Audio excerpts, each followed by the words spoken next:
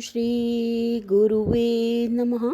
श्रुतिस्मृतिपुराणानाम् आलयं करुणालयं नमामि भगवत्पादं शङ्करं लोकशङ्करं। शङ्करं शङ्कराचार्यं केशवं बादरायणं सूत्रभाष्यकृतो वन्दे भगवन्तो पुनः पुनः। ॐ सहना भवतु सहनो भुनक्तु सह वीर्यं करवावहै तेजस्विनावधीतमस्तु मा विद्वेषावहै। ॐ शान्तिः शान्तिः शान्तिः। ओम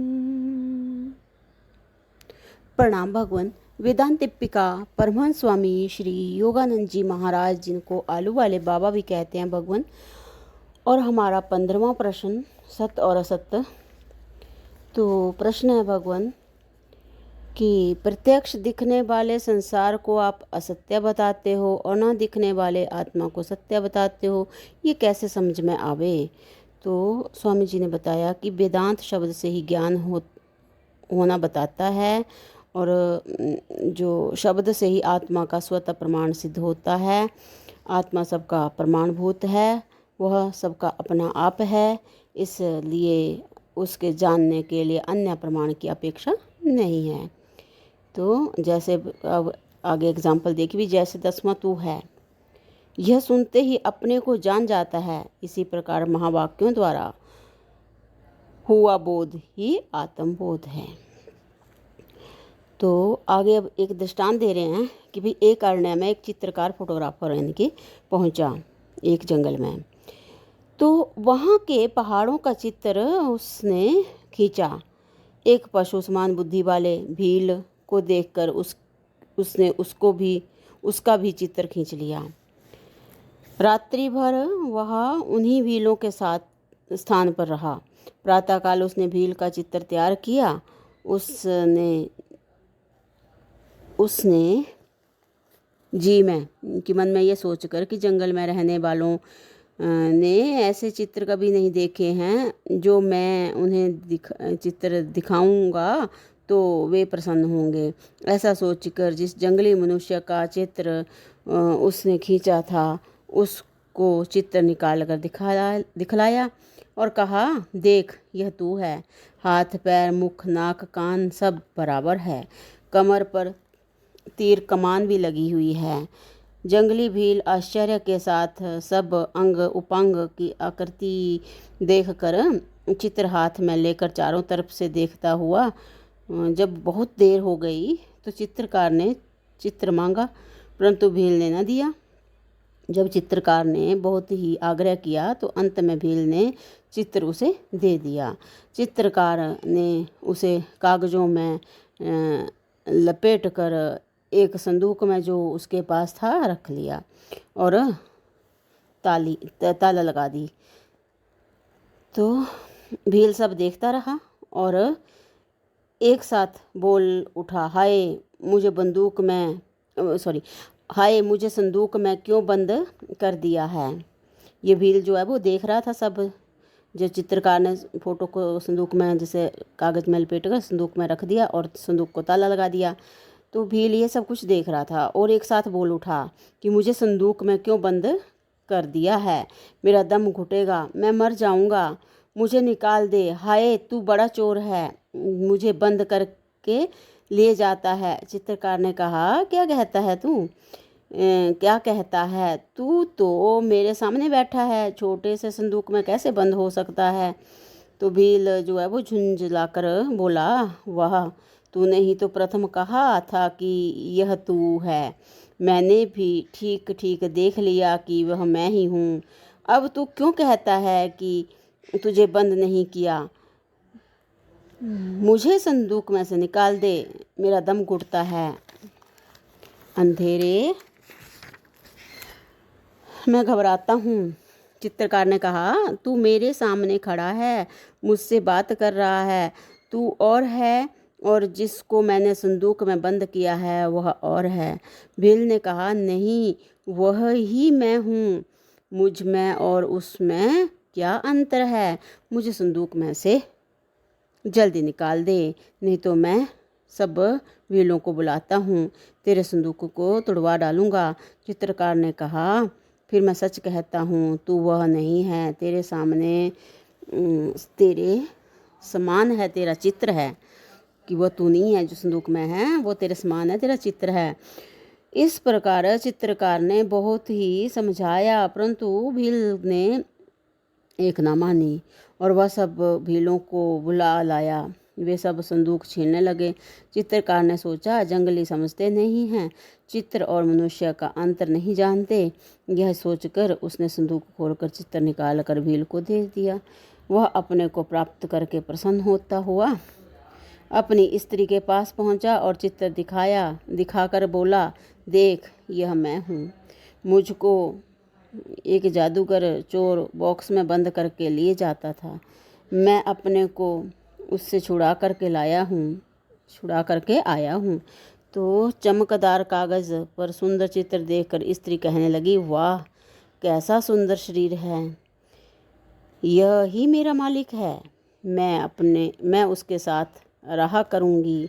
भील ने कहा, हाँ हाँ, यह मैं ही तो हूँ।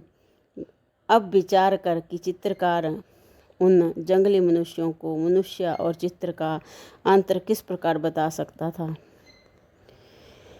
चित्र चित्र ही है, मनुष्य मनुष्य ही है, अंतर बहुत है।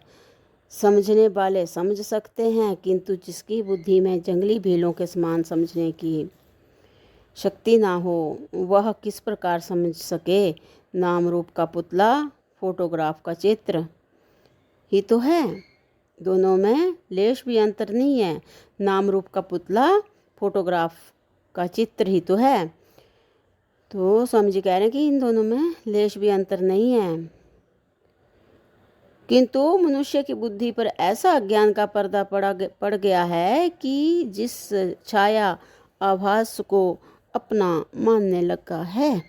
जैसे जंगली भील चित्र को संदूक में बंद करने से अपने को बंद किया हुआ मानता था, इसी प्रकार चित्र रूप नाम शरीर संसार में बंद होने से अज्ञानी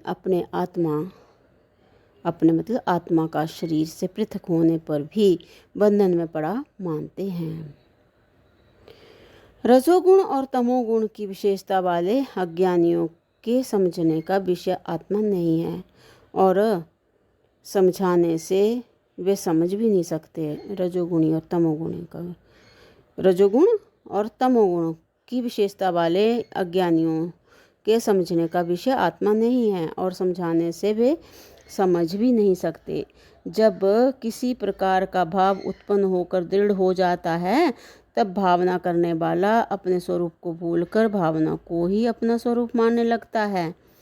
थोड़े दिन एक राजा मुंबई में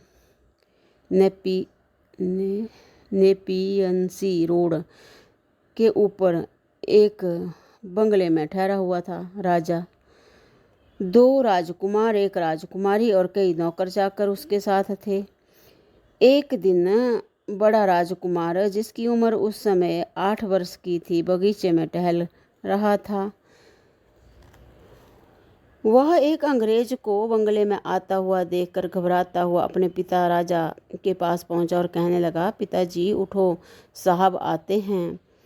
राजा ने कहा, बेटा साहब आते हैं तो क्या हुआ? राजकुमार ने कहा, पिताजी वे बड़े राजा हैं, हमारे ऊपर उनका अधिकार है, उनको आदर सत्कार करके लाना चाहिए। इतने में एक नौकर ने आकर कहा, महाराज एक साहब आपसे मिलना चाहते हैं, क्या आज्ञा है? तो राजा ने आने की आज्ञा दी और नौकर चला गया।